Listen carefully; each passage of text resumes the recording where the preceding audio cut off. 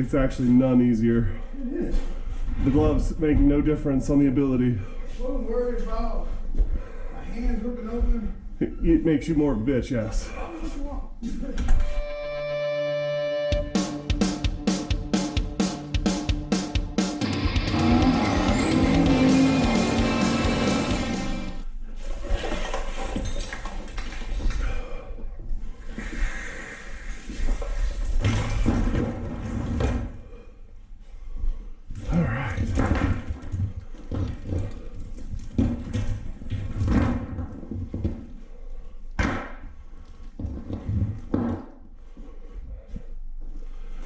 Alright, so yeah, this is where we'll lay it out, and we'll end up cutting out a bunch of stuff.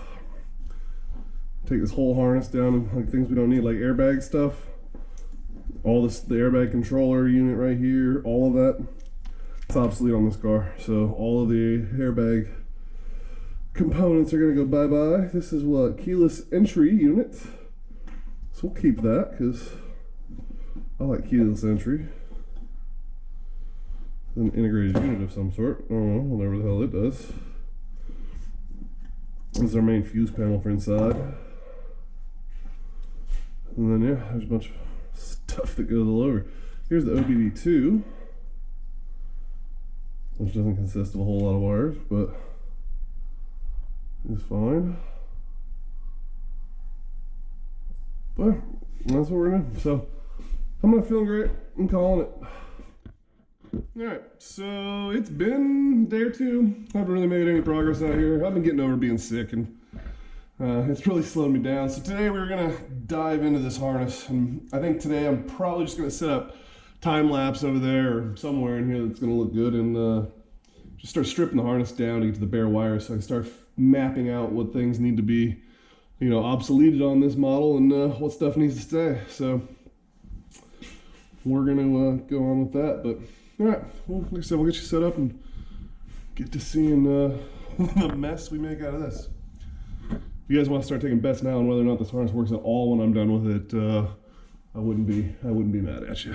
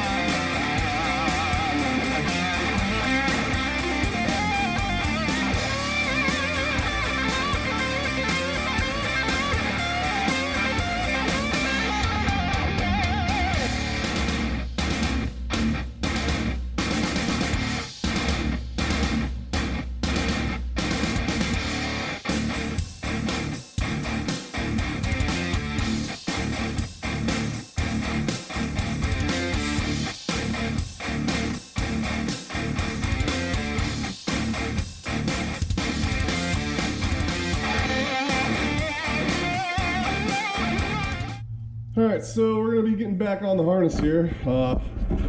Made some progress and got a lot of stuff stripped out. As you can see over there is our pile of stuff that's gone. And then we're through about halfway through the harness.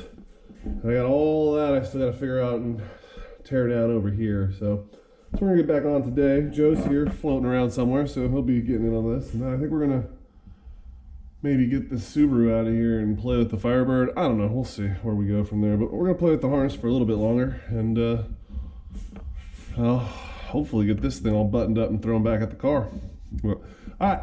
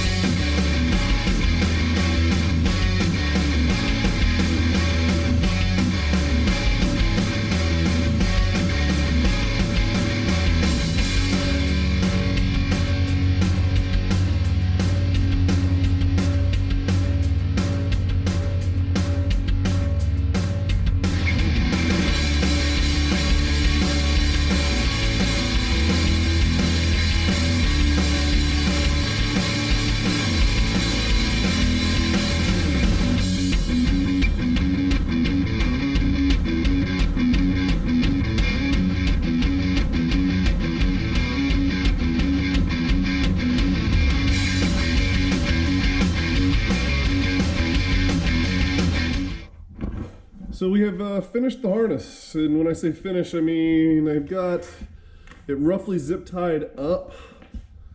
Problem is like an area down here, I don't know exactly what goes where, so I'm gonna put it in the car and I'll finish tidying it up.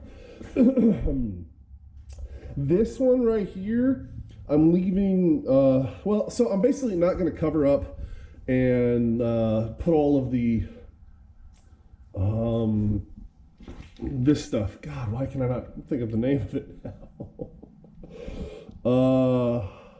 The wire loom. I had to look over there at the box that says loom. So I'm not gonna put any of the wire loom on because I am gonna be integrating into this with the standalone harness that we end up doing. So I don't want to tighten it all up and put it all away and then tear back in when I have to put the wiring harness through, because I want to use some of these stock grommets like this one, and